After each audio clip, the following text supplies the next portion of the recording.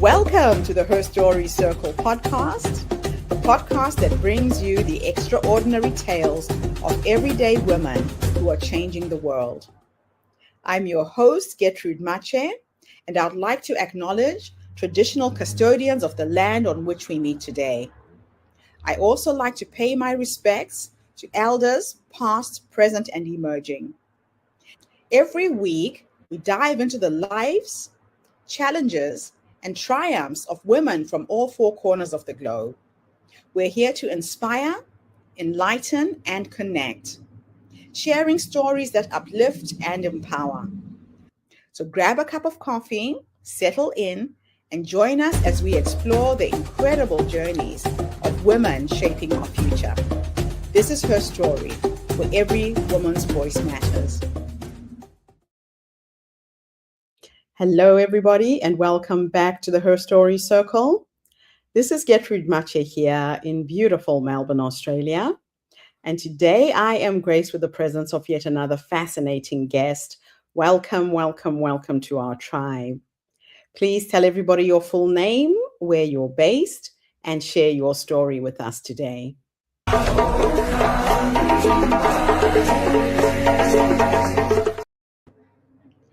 Hi, thank you so much for this wonderful introduction.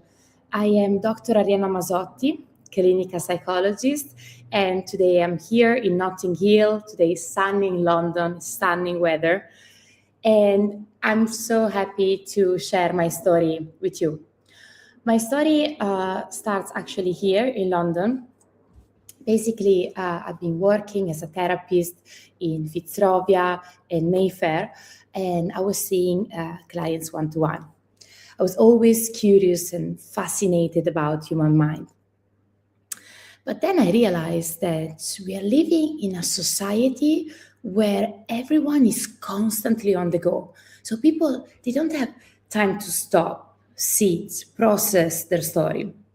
So I was going to the gym, and one day I pitched the CEO of two gyms, and I said, look, exercise is a good way to relieve stress, but actually there is a deeper need to talk. So I'm going to offer a therapy session to your members, and you stand out as a gym because you're the first gym providing this kind of service, and actually I get the chance to do one-to-one with clients that are always rushing. What happened after? In 2 months, I was fully booked. I opened another studio, literally 5 minutes walking from the gym. And what I noticed is that most of the clients that were coming after a long day at the office, they were drained, burnout. They didn't want to talk that much. But the clients coming after the gym, they were more energized. Why? Because think about the last time you did a workout. If you use some application to just attend classes, probably you do like a HIIT workout, 40, 45 minutes, and then they ask you, do you want to stay for the stretching? Or if not, just go. That is the most important part. In that moment, dopamine is flooding your reward system. Your attention span is increased. You're more open to talk, and overall, more positive about yourself. So I still remember that day. I had this client from Ireland. She arrived still in her workout clothes, and she started opening up.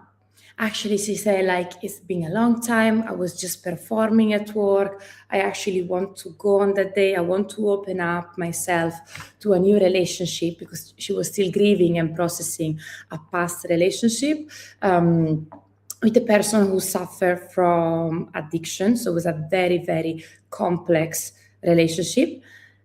In that moment, I realized, wow, we are onto something here. She arrived, still a little bit blushing, but plenty of energy, willing to talk, willing to do the work. And I said, this is post-workout therapy. And I call it literally post-workout therapy. I incorporated my company. I call it Bloom Wellness. Bloom, why? Because I want to help my clients to reach their highest potential. And wherever you plant the seed of your idea, in my life I travel so much, London, New York, Los Angeles, wherever you plant it with the right care, exercise, nutrition, and therapy, you can grow and reach your highest potential. So that was the moment of my discovery. I still remember it was winter, it was raining outside, but the room was plenty of life. That little therapy studio was plenty of light and was cozy and it was warm. And I remember that I said, okay, let's unfold a yoga mat. Don't sit traditionally on the chairs, on the sofa. It's very formal, it's very distant, it's very difficult to build a therapeutic alliance in that condition. Let's sit on the floor. Let's take our shoes off and let's talk. And in that moment, something happened. Because after since I delivered thousands and thousands of post-workout therapy sessions, and she said to me, I wish more people knew that. And I felt that bigger call, and I realized I need to pass a bigger message. So after that, I contacted my supervisor from Middlesex University, Anthony, and I said, why don't we test students? Why don't we test our clients? We measure their attention span, openness, and positivity after a workout, and we write an article about it. So we did. I created a questionnaire before and after, and that method worked. There is a sentence from Nietzsche, from Zarathustra, that say like, I readapted, say like Freud is dead, because in this case we're going beyond traditional therapy. This is something new, something proactive. It's something that gives you a feedback, that you're not just sitting in a room and you're talking. Why also? Because I noticed that if you don't sit and stop for a moment after a long day at the office, where you link basically all your identity to work, you return home and you find yourself vaping, scrolling on Instagram, binging on sugar, relying on alcohol. Why? Because in that moment, you're not eating because you're hungry or drinking because you're thirsty. You're eating your emotions instead of processing them. While if you train your body and then your mind at least once a week, it makes the difference. And you break the dysfunctional coping mechanism, you break the pattern because you're taking care of yourself. And that's not selfish. If you sit on a plane, they're telling you like, put the oxygen mask on yourself first and then to the person next to you. If you don't take care of yourself, how can you take care of your family, your children, even your partner? That's essential. That's not time wasted. That's actually, you're reframing the pattern and you're changing your own story. Because the ultimate goal is remove the self-doubt, remove the dysfunctional coping mechanism, aka bad habits, and create your own destiny. Because I truly believe that no matter where you're from, no matter the language that you speak or your accent, no matter your financial situation, you can create the path that you want for yourself. Because your thoughts influence your actions and your actions influence your behavior. You just need to, first of all, be aware of your patterns, get clarity on the direction, and implement it. This is why I developed this unique method. After the workout, we start 5 minutes with breath work. You inhale, you exhale. You are focused in the here and now, not in the future because it causes anxiety and worrying, not on the past, ruminating, why did I say that? Because it causes low mood and depression. Here and now. So breath work, visualization. We visualize, for example, a scene about body image, relationship, career goals. We stick to that image and then we start the conversation. It's a proactive dialogue where we connect the dots together and then you feel refreshed when you leave in the room. You're one person when you enter, another person when you leave the room. And in that moment, something has shifted. So you move, you breathe, you release, and you reimagine. I always say to my clients, imagine that you're watching the movie of your own life and you're sitting on the front row. How is the main character walking, talking, behaving with other people in the room? And if you don't like what you see, you can change the script because you are the author. So I'm so thrilled to be here with you and share with you this discovery because my biggest desire is to change as many lives as possible. And thank you so much, Gertrude, for having me today.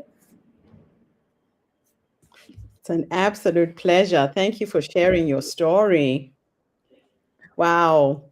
So, what are you seeking in women before movement that concerned you? What were you seeing in women before movement that concerned you? If we dig a little bit deeper, there is anxiety. For example, anxiety around body image. I'm not enough, I'm not worthy, I don't like a particular part of my body. And this translates also in relationship. There are four different attachment styles: anxious, secure, avoidant, and disorganized. And basically, these women are insecure. So, and then finally translate into career goals, which they don't ask for that promotion, they don't ask for that position that they want. So if we need to pick just one characteristic, is anxiety, and as a dominant effect, body, relationship, and work. What I do is like I help them to transform through this model, some secure attachment model, and help them gain confidence again in different aspects of their life. Right. Wow. That's quite a transition that you're helping women get through. So, why Yes. do you think so many high functioning women numb instead of rest? Because maybe you grow up in a family that they say to you, we cannot afford that. Maybe you thought that this was your destiny, that you cannot buy that ticket, go on that flight, or pursue the life that you wanted. I remove, this is called, basically, these are irrational beliefs, dysfunctional coping mechanism. I help them remove this and visualize the future that they want. There is a concept in psychology called the real self and the ideal self. The bigger the gap, the bigger the frustration. I help them to bridge this gap and live the reality that they want. Right. Wow.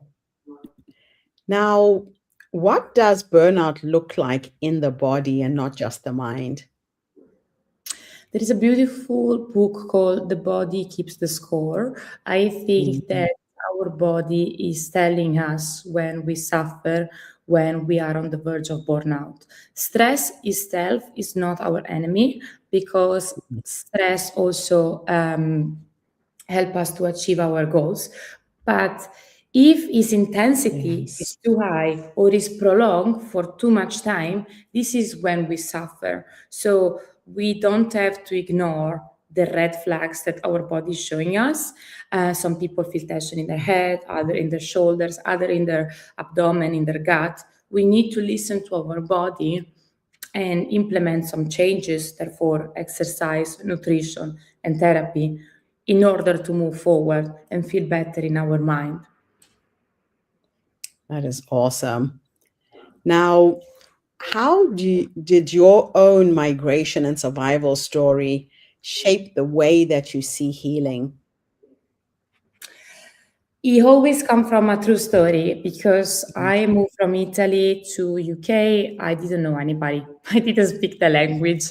Um, I literally just bought one-way ticket, and in that moment, it's almost like someone shoot me in the leg and said, like, "Okay, now run." And I was like, "Okay, let me walk first." And so I needed to deal with with my own self-confidence, with my own belief I'm not good enough.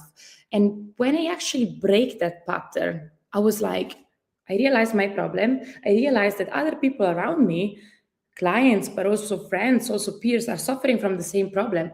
Let me come up with a Yes. solution and help people around me. I want to share this discovery.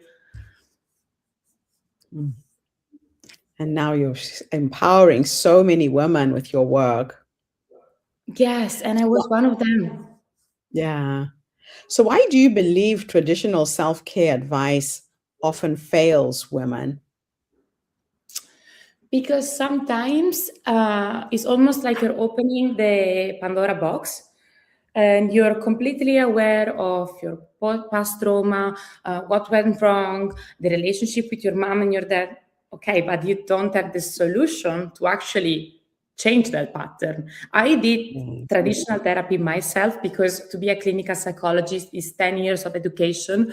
And in the last 4 years, you need to have your own therapist every week. But Yeah. the very beginning, I was just talking and I was like, I already know these things. And I left the room feeling heavy and heavy and heavy. And I was like, yes, I want to talk it through, but also I want someone that have a dialogue with me, that is talking with me and say, okay, zoom out, see the situation from a bigger perspective. What can we change here? What we cannot? And we come up with a solution together, proactively, not just passively. That is just awesome. So, it's kind of a co creation Yes, process. yes. It's almost like a So, what melody. happens in the brain after physical movement that okay. So what happens in the brain after physical movement that creates the openness? Yeah, so basically, the scientific evidence based paper is going to be out soon. In the meantime, I can give you a glimpse. In that moment, the dopamine is flooding in your reward system. There is a part of your brain called nucleus accumbens where you feel pleasure. And in that moment, you feel more open to talk, your attention span is increased, and your body image perception is more positive. So it's almost that you have a superpower. I call it like the dopaminergic window. It lasts 20 to 40 minutes. And in that moment, most of the time we dissipate that energy by rushing home, Mm, eating a protein mm, bar, scrolling. Channel that energy inwards. Channel that energy to explore yourself, your pattern, your coping mechanism, and then you go home. Then you go home or you return to the office if you do this during your lunch break, and you yes. feel empowered. Mm. And this goes to pro that you can fit it into your daily routine if you just put the time aside to do it. Absolutely. I have some clients in the morning before they're going to work, they're seeing me. And I have two formats. One is the therapy after the workout. Some clients that just do the therapy and they do autonomously their workouts. Lunchtime, okay, I have the lunch break, 1 hour of therapy session, 50 minutes of therapy session. You know, you have a meeting after, you don't have to feel anxious. Let's visualize a safe Mhm. place, let's talk it through. So you go there empowered and confident. And then the evening time, after work, you let it out, what happened, what I'm afraid about tomorrow, what I'm ruminating about the past, and we come Yeah, up with a solution. that's wonderful. So, how does post movement reflection change self talk and self image? We say things to ourselves we would never say to our best friend, a little voice that keeps playing in our heads. Yes, I always say to my clients, imagine that you're sitting in front of a DJ. In that moment, turn down the inner critic voice and turn up the volume of the kinder, compassionate one, the one that you use with your friends and with your loved ones. Why? Because if you keep repeating to yourself, I'm not worthy of love, I'm not worthy of that promotion, I'm not worthy of that life that I want, you tend to believe it, and your behavior Mm, reflects your thoughts. On the opposite, the more you, this is why I journal, this is why I practice gratitude, this is why I talk in a nice way to myself, because then my mhm. action reflects my thoughts and my Yeah. behaviors reflect my actions. It's like a ripple effect. Yeah, that's really good to remember and to be reminded of that as well. Now, how do we stop shaming coping behaviors and start listening to them instead?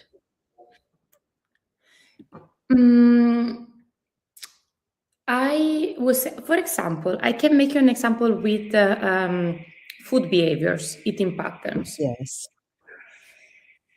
When you find yourself returning home after a long day at work and opening the fridge, and in that moment, it's called in psychology dissociation because you're not aware of what you're doing. And in that moment, Hmm. you eat your emotion or you drink your emotion. Remember this simple frame: alt. Am I hungry, angry, lonely, or Hmm. tired? If Yes. none of the above, go and nurture your body.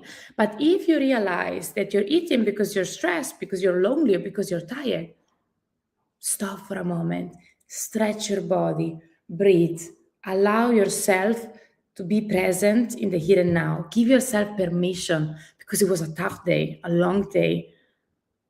Hmm. This is just to give you a glimpse of, the analogies that I use, the method and the framework that I use with my With clients. your clients. Yeah. Yeah. That's awesome.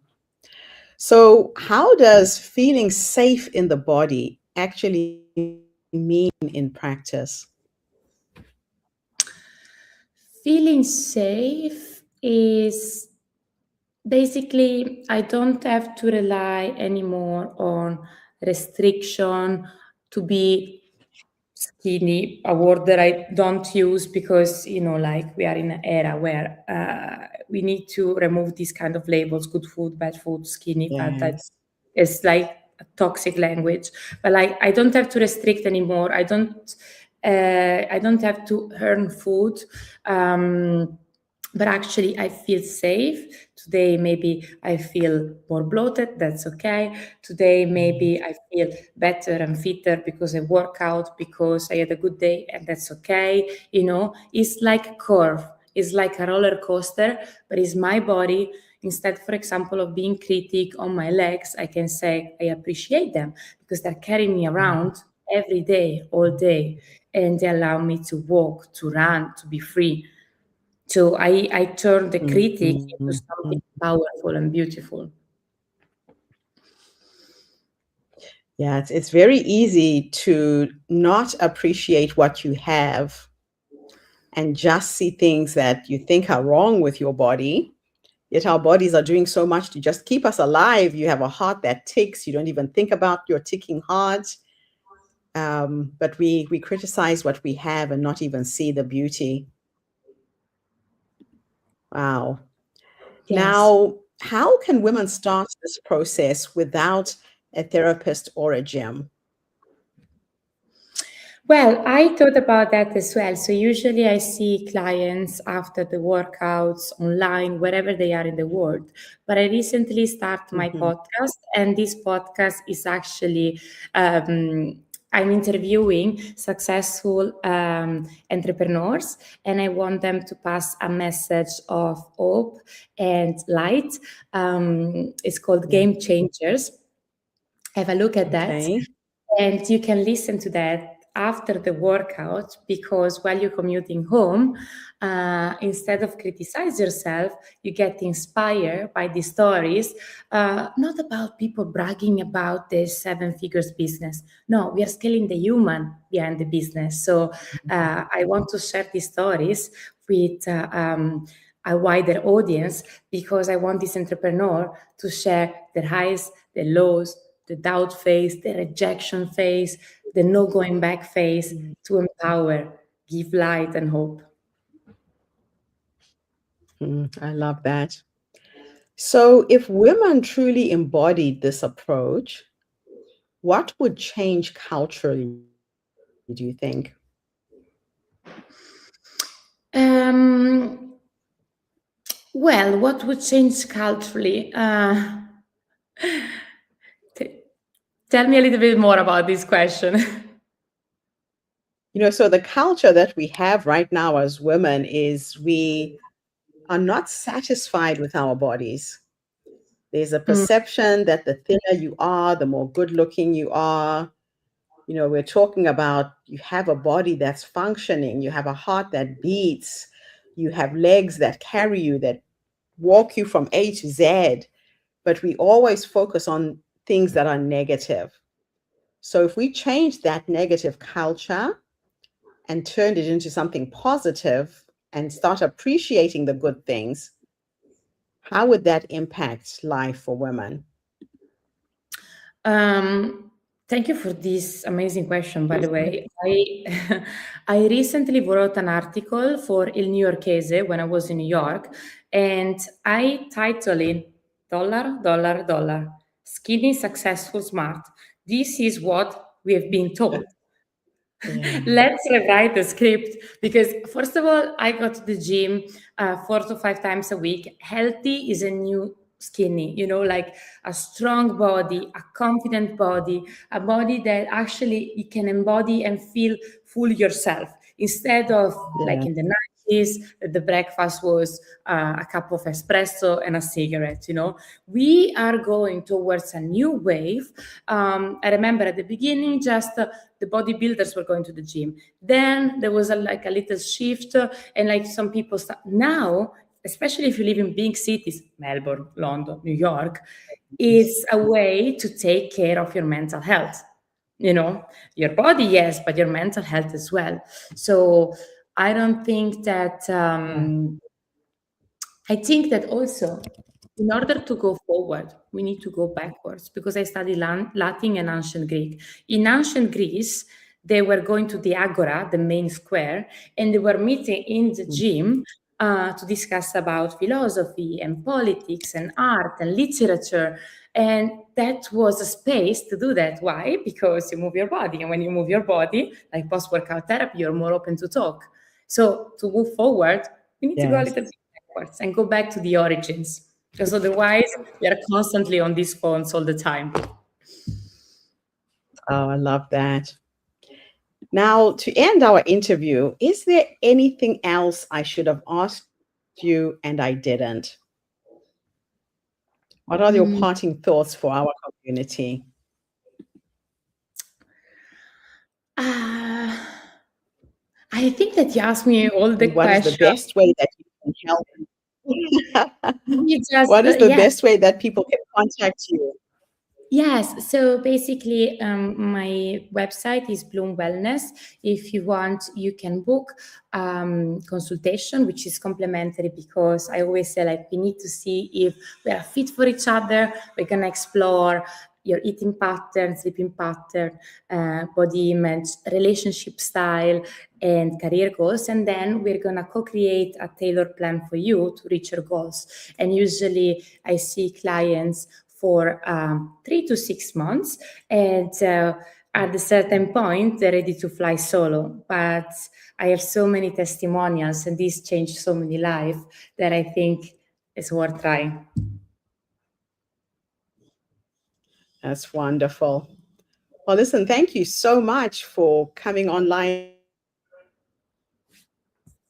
and sharing your story to women be more positive about their bodies. It's absolutely imperative that we look at the things that are working first and not the things that aren't. I think that is something that we all forget as women. Yes, yes. Thank you. Thank Thank you you so so much. much. And thank you to everybody who tuned in today. I will be back again tomorrow with yet another amazing guest. In the meantime, have a fantastic day, morning, or evening, wherever you are in the world, and bye for now. Thanks for the interview. Bye. Thank you. Thank you for tuning into the Her Story Circle podcast. I hope today's story has inspired you to believe in the power of our stories and the difference you can make in the world when you use your voice. I'm Gertrude Mache, and it's been an honor to share this space with you, where voices from all walks of life come together to weave a rich tapestry of diverse perspectives. Don't forget to subscribe, rate, and review our podcast to help us share these stories with more listeners. Follow us on social media by looking for the Her Story Circle podcast for more updates. And join us tomorrow for another episode filled with courage, resilience, and empowerment. Remember, your story matters, and together we're building a stronger, more inclusive world. Until next time, keep making her story.